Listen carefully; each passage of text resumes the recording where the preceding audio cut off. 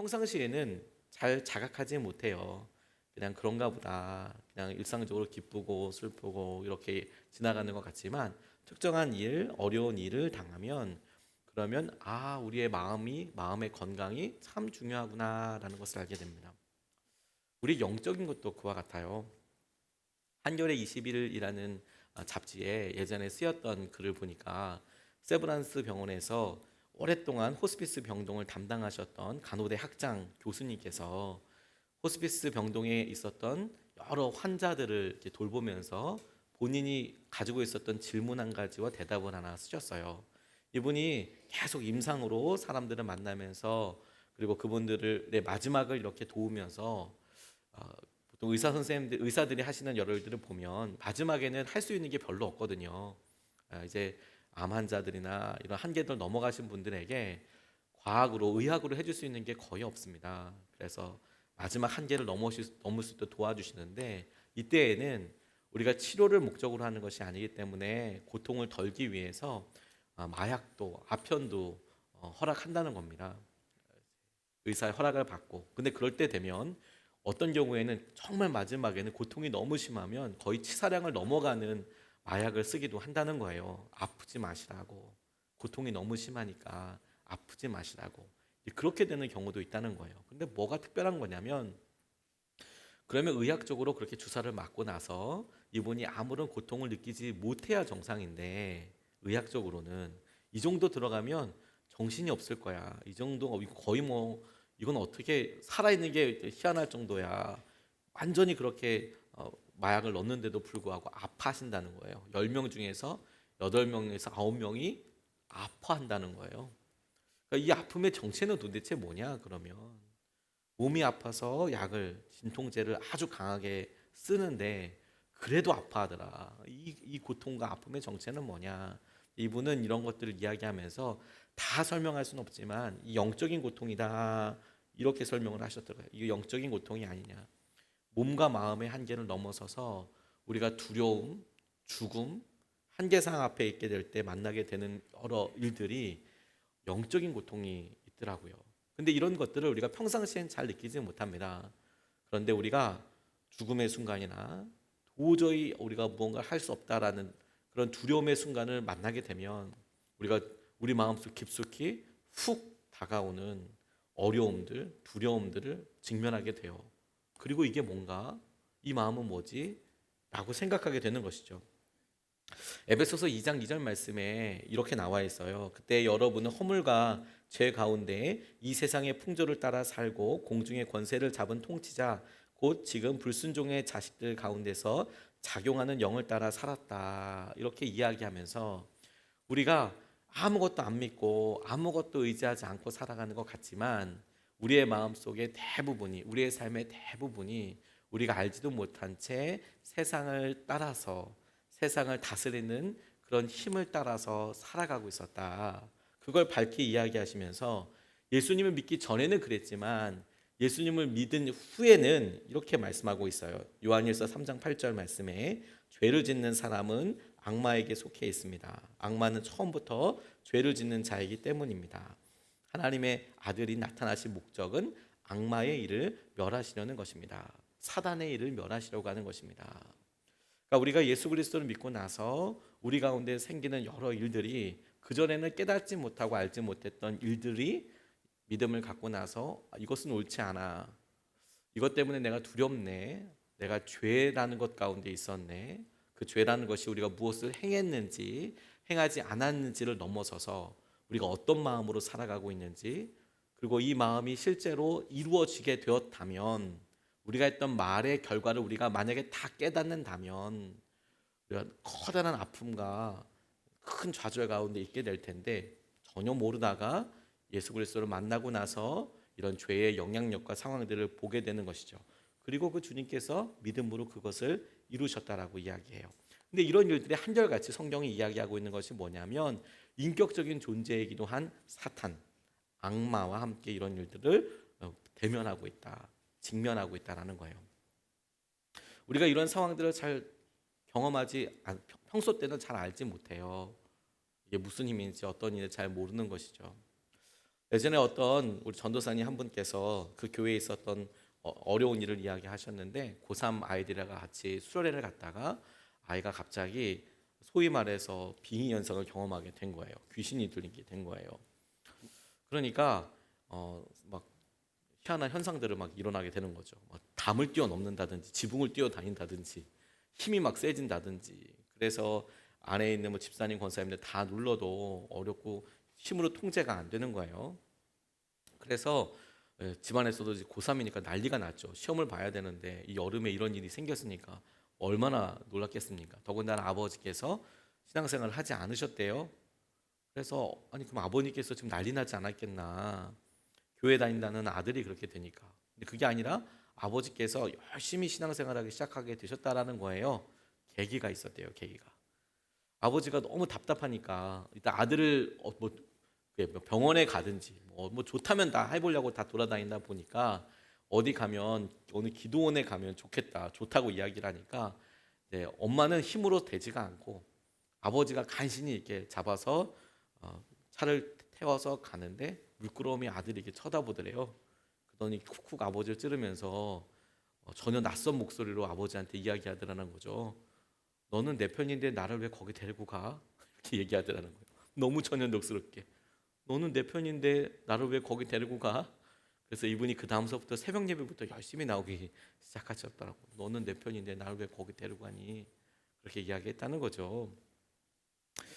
잘 평소 때는 잘 모르는 것 같아요. 그런데 어려움이 있고 사실 그런 세계에 대화도 가능하더라고요. 제가 이게 참 너무 궁금해서 용인 정신과 병원에 계신 의사 선생님 한 분과 이런 이야기를 나눈 적이 있어요. 어떻게 생각하시냐? 저는 그런 사람들 간혹 봤는데 어떻게 생각하시냐? 근데 이분은 의사 선생님이니까 좀 조심스럽게 이야기하시더라고요.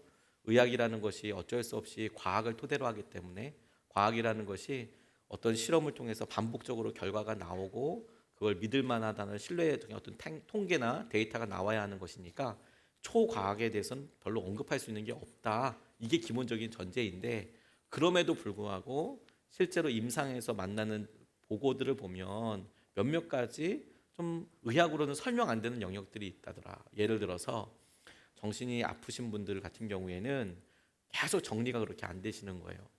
그런데 빙의 현상이라고 부르는 그런 경우에는 어떤 경우에는 잘 정리를 하시고 어떤 경우에는 막 너무 흐트러지고 그리고 또 어떤 시간에는 힘이 너무 세졌다가 어떤 경우에는 또 정상으로 돌아오고 게다가 어떤 특정한 단어들 예수님, 보혈 이런 데는 또 반응을 하고 두려워하다가 또 다른 말에는 전혀 아무렇지도 않고 이런 일들이 일단 의학적으로 설명은 되지 않는다는 거예요. 이걸 도대체 어떻게 설명해야 될지 방법은 별로 없다. 물론 병원에 오면 다 똑같이 구속복을 입혀서 진통제를 놓고 그래서 다 진정을 시키긴 하지만 어찌됐건 간에 만나서 치료 방법을 이렇게 할 때에도 어떤 설명할 수 있는 방법이 없다. 그래서 그분은 이렇게 이야기하시더라고요. 이분이 정신적으로 마음이 아프신 분인지 아니면 빙의라고 이야기하는 것에 있는지를 보통 판단할 때 흐트러져 있을 때는 잘 모른다는 거예요. 거의 비슷한 현상들이 많으니까. 평소 때 삶이 어떠냐? 정신이 아프신 분들은 평소 때도 똑같이 삶을 못 하신대요. 그냥 계속 그렇게 삶이 계속 이어지는데 그렇지 않은 분들은 또 평소 때는 밥도 잘 해먹고 이렇게 있다가 하는 경우들을 보고 한다고 하더라고요. 영적인 여러 상황들이 많이 노출되는 일들이 참 많죠. 근데 주님이 우리에게 이런 마지막 이야기를 하시면서 그 바울을 통해서 당부하시면서 우리에게 이게 실제적인 문제로 너희들 가운데 있어. 잘 모르고 있었지. 근데 그것에 대해서 눈을 떠라라고 이야기하는 거예요. 그래서 결론부터 말씀드리면 우리가 이미 이런 영적인 상황에서 살고 있는데 우리가 알든 모르든 주님께서 이런 상황에서 이미 승리하셨다라는 거예요. 이미 우리로 이기게 하셨다라고 말씀하시는 겁니다. 요한복음 16장 33절에 내가 이것을 너희에게 말한 것은 너희가 내 안에서 평화를 얻게 하려는 것이다. 너희는 세상에서 환난을 당할 것이다. 그러나 용기를 내어라. 내가 세상을 이겼다. 내가 이미 예수님께서 이미 십자가에서 우리를 힘들게 하고 어렵게 하는 것들을 이미 이겼다라고 말씀하시며 너희들은 그런 삶을 누려라. 우리가 그 승리를 누릴 수 있는 방법으로 오늘 본문 말씀이 우리에게 제시된 거라는 생각이 들었습니다. 우리가 이런 영적인 상황과 한계들을 만나게 됐다면, 그리고 이것이 현실적으로 표현하기에 전쟁이라고 할 만큼 계속적인 어떤 관계와 갈등 가운데 있다면, 우리가 그것을 못 느끼더라도 오늘 말씀이 이야기하는 것을 귀담아 들을 필요가 있어요. 이것이 영적이고 전쟁인 것이라면 우리가 적을 잘 구분해야 한다라는 거예요. 적을 잘 구분해야 한다. 11절, 12절 말씀을 보면, 악마의 관계에 맞설 수 있도록 하나님이 주시는 온몸을 덮는 갑옷을 입으십시오. 우리의 싸움은 인간을 적대자로 상대하는 것이 아니라 통치자들과 권세자들과 이 어두운 세계의 지배자들과 하늘에 있는 악한 영들을 상대로 하는 것입니다. 이렇게 말씀하고 계세요. 우리가 하는 싸움이 인간을 적대자로 하는 것이 아니라, 우리가 믿음 생활을 하면서 어렵고 힘든 일들이 많고 우리를 향한, 우리가 알지 못하는 악한 계획들이 우리를 향하여서 계속 유혹하고 쓰러뜨리려 하고 넘어뜨리려 하고, 그것을 우리가 고통으로도 경험하기도 하고 여러 힘든 관계로도 경험하게 되는데, 그럴 때 명심해라. 그것이 그 사람과 싸우는 게 아니라, 그 특정한 인간과 적대하는 것이 아니라 악한 영들을 상대로 해서 싸우는 것이다. 바울은 우리가 싸워야 될 상황들을 설명하면서 우리가 싸우는 상대가 악한 영들이라고 이야기하고 있어요. 적을 제대로 알지 못하면 우리의 마음에 우리를 힘들어 싸우는 모든 것이 헛된 일일 수 있죠. 예를 들면 이런 거예요. 우리가 사람 사이의 관계가 너무 어려워집니다. 그래서 그 사람을 어떻게 용서할까, 어떻게 이해할까, 그렇게 당연히 노력할 수밖에 없겠죠. 그런데 우리가 믿음의 눈을 열어서 한 가지 더 질문하게 되는 거예요. 사람의 만남을 놓고 이야기하니까 우리가 그분에게 잘해주기도 하고 용서하기도 하고 한 번 더 표현하기도 했는데, 우리가 통제할 수 있는 상황을 넘어서는 경우들이 너무 많은 거죠. 오해가 오해로 이어지고 아픔이 또 다른 실수로 이어지게 되고 통제할 수 없는 것이죠. 그럴 때 그 사람이 미워서 힘들어서 그렇게 대적하고 이 사람은 나랑 전혀 안 맞아 이렇게 나갈 게 아니라, 아니, 그 배면에서 일하고 있는, 배면에서 계획하고 있는, 계획대로 움직이고 있는 악한 것들이 있다는 것을 보고 그것과 싸워야 한다는 거예요.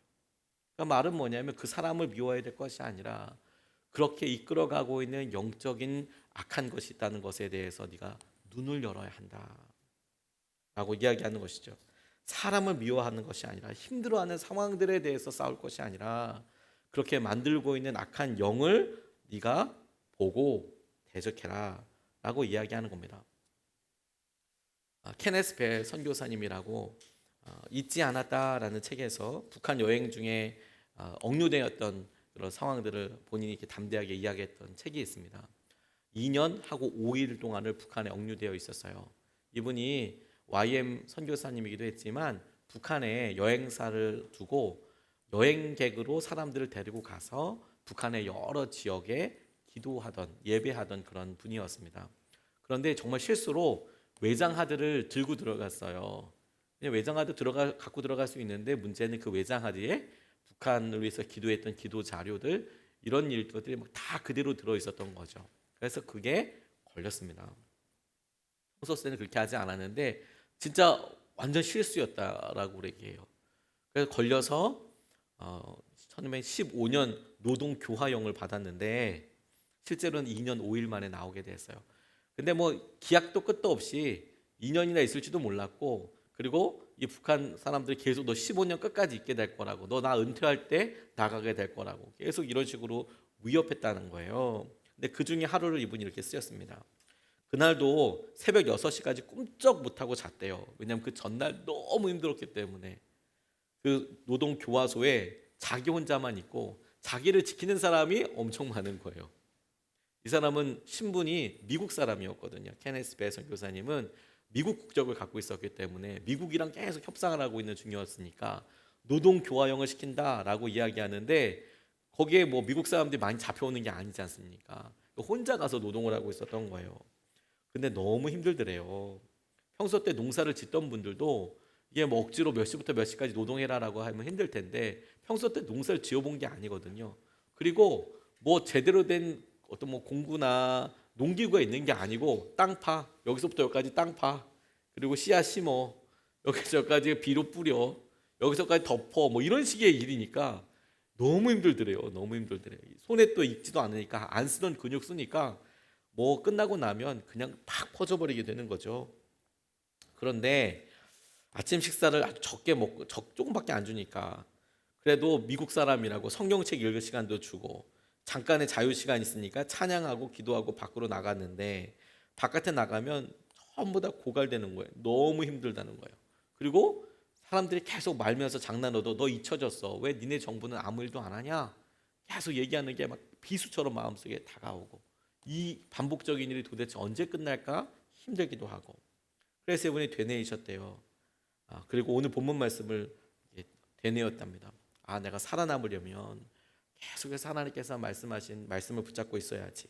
그래서 밭에 도착해서 괭이를 쥐고 전날 멈췄던 지점에서 씨앗을 심기 시작하는데 오늘 에베소서 6장 13절 17절까지 말씀을 읽었대요. 외웠답니다. 하나씩 다시 살피면서 그렇지 진리의 허리띠와 의의 호심경 가슴에 이렇게 붙여서 흉배라고 이야기하는 거 구원의 투구 믿음의 방패 이런 것들로 하나님 이것을 내게 주십시오. 뭐 말을 혼자서 누가 노동할 때 세 명이 자기를 지켜보긴 하지만 노동은 자기 혼자 하니까 하나님 이런 일이 내게 있게 해주셔라 계속 기도했다는 거예요. 나를 힘들게 하는 사람이 저 간수들이 아니고 북한 정부가 아니고 우리가 계속 기도했듯이 악한 것들이 내게 일하지 않도록 틈타지 않도록 계속 그렇게 기도했다는 거예요. 똑같은 날이 날마다 계속 반복이 되는데 씨 뿌리기를 금축하니까 거름 뿌리는 날 또 냄새가 완전 재래식이니까 돼지 오물을 막 뿌리기도 하고 그 거름으로 너무 견디기 힘든 날들이 계속 됐지만 참 신기한 것은 그렇게 일하면서 어느 시간이 지나고 나니 찬양이 터지기 시작하더라는 거예요. 그러니까 노래를 부르면서 찬양을 하더라는 거예요. 노래를 부르면서 찬양을 하고 하루는 찬양에 푹 빠져서 만면에 미소가 번지면서 계속 이렇게 일을 하고 있는데 날씨가 무덥고 등은 욱신거리고 무릎은 콕콕 쑤시고 그런데도 하나님 내게 함께 하시니까 그 가운데서 그렇게 했다는 거예요. 그러니까 마침내 간수 한 명이 소리를 확 지르는 거예요. 이봐 103번 이분이 103번이었어요. 당신은 죄수인데도 불구하고 어떻게 우리보다도 더 행복해 보이나? 그만두지 못해. 그만둬. 이렇게 이야기를 하더라는 거예요. 우리가 우리에 대해 겪고 있는 상황들을 보면 좌절할 만한 일이 참 많죠. 그렇죠?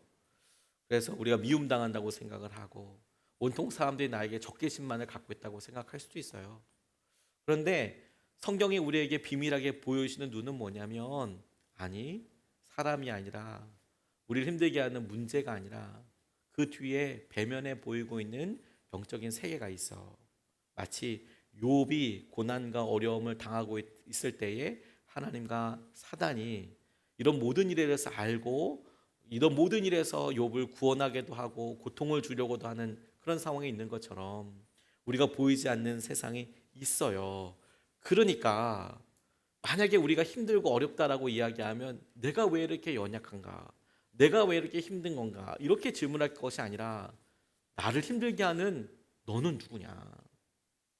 나를 힘들게 하는 이런 상황에서 나를 믿음을 좌절하게 하는 너는 누구냐라고 물어야 하는 거예요. 사단의 계획이 떠나가도록 그것을 깨닫고 기도해야 한다는 거예요. 야고보서 4장 7절 말씀에 그러므로 하나님께 복종하고 악마를 물리치십시오. 사단을 물리치십시오. 그리하면 악마는 달아날 것입니다. 사단은 떠나갈 것입니다. 대적해라. 이런 상황에 대해서 눌려있지 말고 나를 힘들게 하고 어렵게 하는 것에 대해서 대적해서 떠나가게 해라 라고 말씀하시는 거예요. 주님께서 이미 당신의 십자가에서 이런 모든 일들을 이기셨대요. 승리하셨대요. 그래서 우리가 선포하고 우리가 여기서 믿음으로 나아가면 사단이 떠나갈 거다. 평안이 임한다라는 거예요. 또한 주님께서 이런 일들을 놓고 우리에게 이야기하실 때에 온전한 승리를 위해서 사람들과 함께하는 것에 대해서 바울을 통해 강조하십니다. 14절로 17절까지 말씀에 그러므로 여러분은 진리의 허리띠로 허리를 동이고 정의의 가슴마개로 가슴을 가리고 버티어 서십시오. 밭에는 평화의 복음을 전할 차비를 하십시오. 발에는 평화의 복음을 전할 차비를 하십시오. 이 모든 것에 더하여 믿음의 방패를 손에 드십시오. 그것으로서 여러분은 악한 자가 쏘는 모든 불화살을 막아 꺼버릴 수 있을 것입니다. 그리고 구원의 투구를 받고 성령의 검, 곧 하나님의 말씀을 받으십시오. 이렇게 이야기하고 있습니다. 우리가 전신갑주라고 알고 있는 모든 것으로 우리 전신에 무장할 수 있는 것들을 입으십시오라고 이야기하고 있어요. 그래서 진리의 허리띠, 의의 호심경, 가슴막이, 복음을 전하는 평안의 신발, 믿음의 방패, 구원의 투구, 성령의 검, 이런 것들로 이렇게 이루어져 있는, 영적으로 무장하라 이렇게 나와 있어요. 구원에 대해서도, 믿음에 대해서도, 성령의 능력에 대해서도. 이건 그야말로 사단이 우리를 넘어뜨리려고 하고 있기 때문에 그냥 어리버리 이렇게 있다 보면 우리의 말 한마디로도, 그리고 우리에게 들려오는 소리 하나라도 우리가 얼마든지 무너질 수 있거든요. 안 되는 건가 보다. 안 되는 건가 보다. 나는 잊혀진 건가 보다. 회복은 안 되는 건가 보다. 사단이 그 틈을 아주 교묘하게 누립니다. 우리가 은혜로 충만해서 내가 잘 살아야지 하는데 단 한 방에 우리를 무너뜨릴 수 있을 만한 힘이 사단에게도 있어요. 우리의 마음을 쓰러뜨릴 만큼. 그러니 우리가 주님 앞에 깨어있고 주님께서 행하시는 은혜 안에 있을 때 우리가 살 수 있거든요. 그래서 철저히 깨어있어라, 무장해라, 이런 의미로도 해석이 되지만, 이 부분을 저는 여러 번 읽으면서 이렇게 묵상하고 적용하게 됐어요. 전신갑주를 가만히 보니까 등을 보호하는 장비가 없는 거예요. 등을 보호하는 장비가 없어요. 또 하나, 너희라고 한 말이 있더라고요. 너희. 너와 너희는 차이가 있어요. 너라고 이야기하면 그 말을 듣고 있는 나. 너희라고 하면 우리를 향해서 말하고 있는 우리가 되는 것이죠. 한국어 성경에는 잘 표현되어 있지 않지만 이것을 헬라어 원어 성경으로 보면 너희라고 이야기할 때 이게 복수형이에요. 영어로도 you라고 하면 이게 단수인지 복수인지 잘 생각해 봐야 될 때가 있지 않습니까? 그런데 헬라어는 명확해요. 너라고 하는 것과 너희라고 이야기하는 것이 단어가 아예 달라요. 또 특이한 게 뭐냐면 이렇게 전신갑주를 입어라 라고 이야기할 때에도 너희라고 이야기하는 단수, 복수가 헬라어 성경은 명확하게 차이가 나요. 그러니까 무장을 해라, 전신갑주를 입어라 라고 이야기할 때 이 동사는 명령어이긴 하지만 복수형이에요. 너희들 전신갑주를 해라, 이런 의미인 거죠.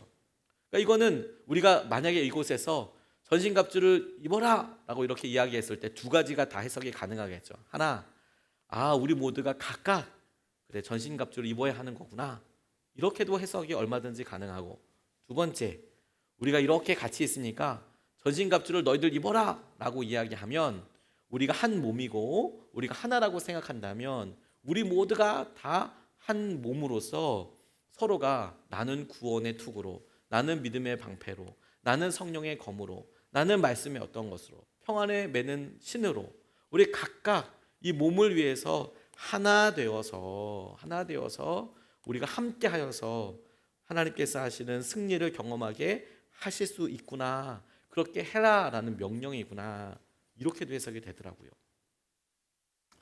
저는 저 스스로가 참 영적으로 부족할 때가 많아요. 그래서 처음에는 내가 영적으로 깨어 있어야지, 그래서 왜 내가 이렇게 어려울까, 내가 왜 이렇게 연약할까, 여기에 대해서 되게 많이 생각을 했었습니다. 물론 여전히 주님께서 내게 주시는 은혜를 위해서 전신갑주 내가 틈이 없도록 노력하고 계속 그렇게 나아가지만, 그런데 어느 순간에 제게 있어서 믿음의 동력자를, 교회를 우리에게 왜 주셨는지를 참 깊이 은혜로 깨닫게 돼요. 제가 집사님들을 이렇게 만나고 때로는 제가 잊어버렸던 말씀을 그분의 고백을 통해서 다시 들어요. 그렇지, 주님을 바라봐야지. 제가 어느 아이를 보고도 그 아이가 이렇게 고백하는 것을 놓고 맞아, 주님께서 우리 이런 일 다 책임져 주시지.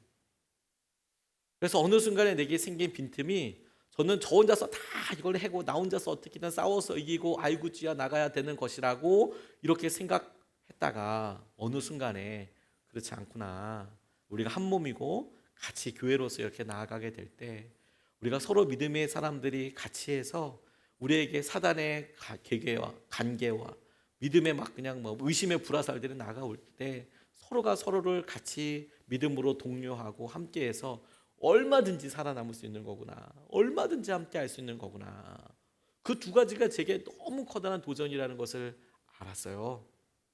믿음으로 함께 할 수 있는 거구나. 함께 할 수 있는 거구나. 혼자가 아니라 혼자 있으면 어려움을 당하고 아픔을 당하지만 그런데 주님이 함께 하신다는 것을 보고 알고 누리게 된다는 거예요. 헨리 나우엔이 캐나다 데이브레이커라는 장애인 공동체에서 이렇게 섬길 때 그곳에 설교하러 왔던 D라는 목사님이 계셨답니다. 헨리 나우엔이 그곳에 있으니까 목사님이 오셔서 이제 설교를 하러 이제 가신 거예요. 유명한 사역자가 거기 있으니까 거기 한번 가서 또 헨리 나우엔도 보고 그리고 예배도 요청을 했으니까 인도도 하고 그러려고 딱 갔는데 사실 굉장히 충격이셨대요. 자기가 딱 이제 설교하러 올라갔는데 여기가 장애인 공동체잖아요. 그러니까 말씀을 준비해 갔는데 이 말씀을 잘 들을 수 있는 사람이 거기 없는 거예요. 무슨 얘기냐면 이분들이 중증 장애인들이 거기 있거든요. 그러니까 가만히 앉아 있는 사람도 없고 몸을 가만히 가누지도 못하고 심지어 뭐 침을 흘린다거나 소리를 계속 낸다거나 막 이런 상태가 있으니까 설교로 딱 올라갔는데 오늘 어떻게 되지? 이런 생각이 확 드는 거예요. 무슨 말을 전해야 되지? 설교를 준비 안 해간 게 아니라 올라가고 나니까 같이 말씀을 들어야 될 분들이 어떻게 말씀이 전달될지 모르는 거예요. 이게 말이 통할까 싶을 정도로 너무 충격이었대요. 사실 그거 힘들고 어려울 때가 있거든요. 여러분 만약에 저희가 이번 주에도 교사 수련회 갔다 왔는데 중고등부 애들 앞에서 설교할 일이 있잖아요. 그럼 비슷한 마음을 느낄 수 있어요. 무슨 말을 해도 애들이 절벽이에요. 어딜 봐야 될지 모르겠어요. 와, 제가 뭐 유명한 강사분들이 이야기하는 거 보니까 자기는 중학생들이 제일 무섭다고 이놈의새끼들이 그냥 뭘 해도 막 그냥 다 튕겨버린다고 되게 힘들어하는 이야기 들었거든요. 그것보다 더 심한 거죠. 이분들이 다 정상이 아니니까 그런 상황이 처음이었으니까 난감해하고 있는데 어떻게 알아들었을까 한참 서서 망설이고 있는데 한 장애인 남자가 벌떡 일어나더니 이 D 목사님한테 이렇게 오더라는 거예요. 아, 이건 또 무슨 시츄에이션인가 이런 생각이 되겠죠. 강의하러 설교하러 올라가는데 아니 남자 하나가 강단으로 올라오니까 그러니까 또 이제 보고 있는 거죠. 그랬더니 이분이 오더니 손을 이렇게 쓱 잡아주더라는 거예요. 손을 옆에서 나가지도 않고 여기서 이렇게 뭐 어떻게 될지 모르고 있는 이 목사님이 손을 쓱 잡아주고 있더라는 거예요. 그러니까 용기를 거기서 얻어서 마음 문이 열려서 이제 말씀을 전해온 걸 이렇게 전할 수 있었대요. 원고보다도 자유롭게 하나님께서 여러분 사랑하신다고 뭐 이런 이야기를 잘 이렇게 했답니다. 그리고 다 설교를 마친 다음에 손을 잡아준 그 남자한테 고맙다고 그렇게 나한테 힘을 줘서 고맙다고 그랬더니 그 남자가 온몸을 쥐어짜면서 겨우겨우 말한 거예요. 뭐 자기도 중증 장애가 있으니까 손은 잡으라고 있는 겁니다. 손은 잡으라고 있는 겁니다. D 목사가 이 말을 마치 예수님께서 자기에게 하시는 말씀처럼 들었다고. 우리가 감당할 수 없는 여러 일들이 있어요. 그렇죠? 그런데 주님께서 우리에게 이미 승리하게 하셨대요. 이미 이런 영적인 세계에 우리가 알든 알지 못하고 보호하시고 승리하게 하여 주셨대요. 그런데 우리가 순간순간 그런 영적인 틈과 연약함이 있어서 이런 두려움과 어려움 가운데 직면하게 되죠. 이게 승리라는 것을 알고 있으면서도 불구하고 우리가 넘어지고 무서워질 때가 있어요. 그래서 우리에게 주위에 귀한 사람들 주었습니다. 같이 기도하고 누군가 같이 기도하고 있어. 아니 누군가가 아니라 그분이 나를 위해서 기도하고 있어. 그래, 이 일을 놓고 나만 혼자 있는 게 아니라 우리가 교회에서 속회에서 가정에서 그분이 날 위해서 기도하고 있어. 날 위해서 기도하고 있어. 이게 주님께서 우리에게 승리를 분명히 누리기 위해서 이미 허락하신 승리를 누리기 위해서 함께 하라고 말씀하시는 거예요. 뿐만 아니라 우리에게 있어서 이 바울이 이 영적인 승리와 영적인 전쟁에 대해서 이야기하면서 마지막으로 이렇게 권면하고 있습니다. 18절에서부터 20절까지 말씀을 보면 온갖 기도와 간구로 언제나 성령 안에서 기도하십시오. 이것을 위하여 늘 깨어서 끝까지 참으면서 모든 성도를 위하여 간구하십시오. 또 나를 위하여 기도하기를 내가 입을 열 때에 하나님께서 말씀을 주셔서 담대하게 복음의 비밀을 알릴 수 있게 해달라고 하십시오. 나는 사슬에 매어 있으나 이 복음을 전하는 사신입니다. 이런 형편에서도 내가 마땅히 해야 할 말을 담대하게 말할 수 있게 기도하여 주십시오 라고 이야기하고 있어요. 영적 전쟁에 대해서, 영적인 세계에 대해서 말하면서 기도하고 있어요. 근데 이 기도하십시오, 여러분 깨어서 기도하십시오라는, 그리고 나를 위해서 기도해 주십시오라고 하는 이야기는 영적 상황과 영적인 전쟁에 대해서 여러분들이 기도해야 합니다. 이런 전쟁에서 여러분들이 승리하고 있다는 것을 스스로 알게 되는 것이 기도를 통해서 알 수 있고, 뿐만 아니라 우리 스스로가 그렇지, 나를 힘들게 하고 어려운 게 돈 때문이 아니고 건강 때문이 아니고 영적인 문제이지 라는 것을 계속해서 자각하는 방법도 기도라는 것을 통해서 알 수 있는 거고, 그리고 이거 승리한 삶을 유지하는 비결도 기도라고 말씀하고 계시는 거예요. 이 에베소서는 총 6장으로 이루어져 있었거든요. 그리고 1장서부터 3장까지는 하나님의 뜻에 대해서 나옵니다. 처음부터 계획되어 있던 예정, 처음부터 우리를 향했던 구원의 섭리에 대해서 나와 있어요. 4장서부터 6장까지는 계속 어떤 이야기를 우리가 살펴보았냐면, 주님께서 어떻게 우리에게 구체적으로 명령하시나, 그래서 빛의 자녀들은 어떻게 행동해야 되는지에 대해서 구체적인 일들을 이야기하시죠. 그리고 그런 삶이 우리에게 힘들고 어려울 수 있어요. 그래서 영적인 전쟁이야, 이게 영적인 상황이야, 너희들이 그렇게 그리스도 말씀대로 사는 게 쉽지 않아, 근데 힘들고 어렵거든, 그것이 너희들의 능력 때문이 아니고, 그리고 세상이 너무 힘들기 때문이라고 생각하지 말고 그 뒤에 있는 악한 세력을 봐야 한다, 악한 영들을. 그리고 대적해라, 내가 이미 승리하였다라고 말씀하시는 거거든요. 그런 승리의 삶을 누리기 위해서 기도해라, 기도해라. 그리고 나를 위해서도 기도해 다오라고 부탁하는 거예요. 기도는 주님께서 우리에게 이미 허락하신 이 선물들과 이미 우리에게 주신 이 승리를 날마다 우리에게 누리게 하는 통로가 돼요. 그것이 어느 시점이건. 돌아가신 이민아 목사님, 이어령 교수님의 딸이기도 했습니다. 어떻게 하다 보니까 하용조 목사님과 이어령 교수님을 교제하게 계기를 열어주셨대요. 하용조 목사님이 그냥 말씀을 많이 들어주셨대요. 이어령 교수님을 설득하려거나 전도하려고 하지 않으셨답니다. 그런데 이 이민아 목사님이 계실 때 아버지를 해서 계속 기도하는데 열매가 없더래요. 아버지 마음이 움직이지 않더랍니다. 92년부터 2005년까지 계속 기도했는데 역시 아무런 열매가 없었대요. 그런데 어느 순간에 2005년이 지나고 난 다음에 이어령 교수님이 말씀하시더래요. 야, 내 주위에 왜 이렇게 다 크리스천이냐? 이렇게 말씀하시더래요. 어느 순간에 이어령 교수님 주위에 다 크리스천이더래요. 주위에 다. 그러더니 그 긴 기간 동안 이 부담을 준 적도 없고 하영조 목사님이 계속 한결같이 이야기하시니까 마음이 열린 거예요. 그러다 결정적인 계기가 왔습니다. 이민아 목사님이 이제 눈이 안 보이게 된 겁니다. 그래서 딸의 문제니까 아버지로서 하나님을 찾게 된 거예요. 기적을 보여주시면, 의사는 못 고친다고 하니까 하나님 정말 살아계시면, 그러면 아이의 망막이 다시 붓는다면 제가 당신을 믿겠습니다. 이렇게 기도하셨대요.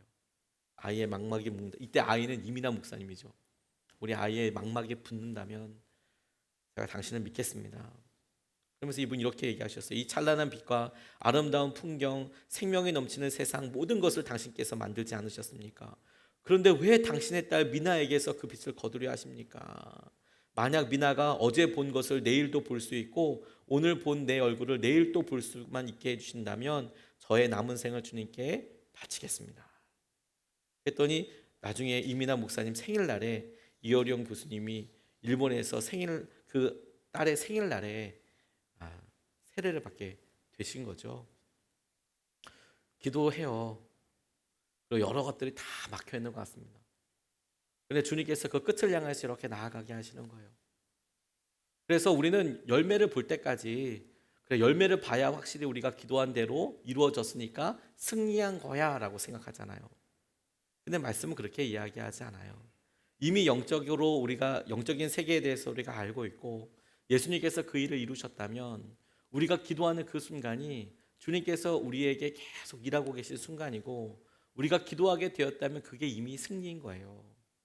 그리고 그렇게 기도한 대로 그 기도한 것이 응답될 때를 향해서 나아가고 있는 것뿐입니다. 시간이 걸리고 있는 것뿐이에요. 그러니까 어렵고 힘든 일을 통해서 우리가 바울이 이야기하는 것처럼 나를 위해서 기도해 줘. 여전히 자기는 갇혀 있고 여전히 자기는 변한 삶이 아니에요.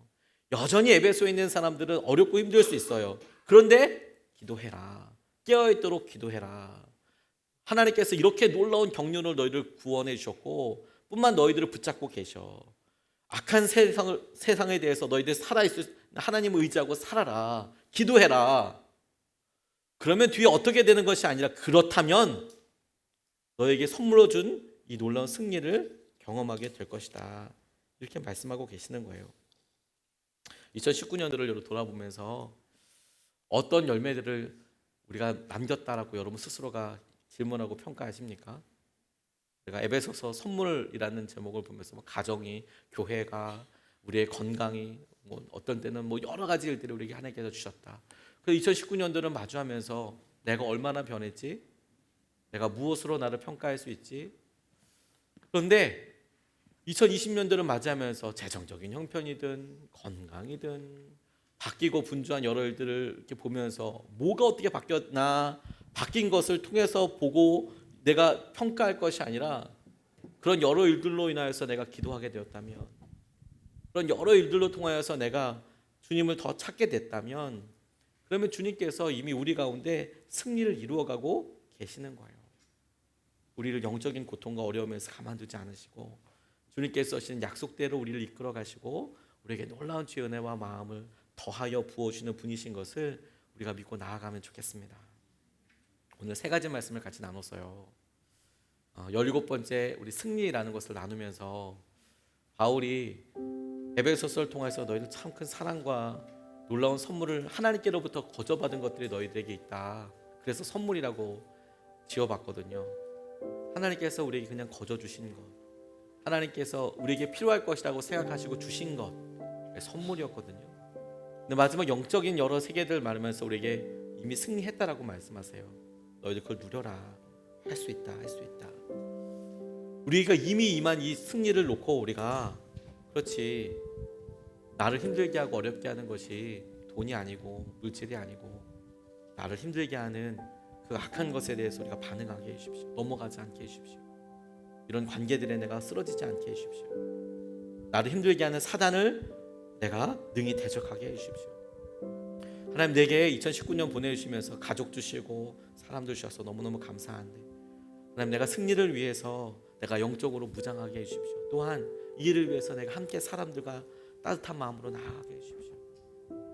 그리고 주님, 내가 이런 삶을 계속해서 유지하기 위해서 하나님께로부터 이런 모든 일이 이루어지니까, 하나님이 이런 모든 일들을 하시니까 내가 능력을 더 가져서 이길 것이 아니라면 내가 주님을 기도함으로 주님께서 이미 우리 가운데 일하시는 것을 내가 보게 해주십시오. 그게 승리예요. 그리고 그 승리하는 삶을 통해서 하나님께서 우리에게 하시는 놀라운 은혜들을 우리가 누리게 될 것입니다.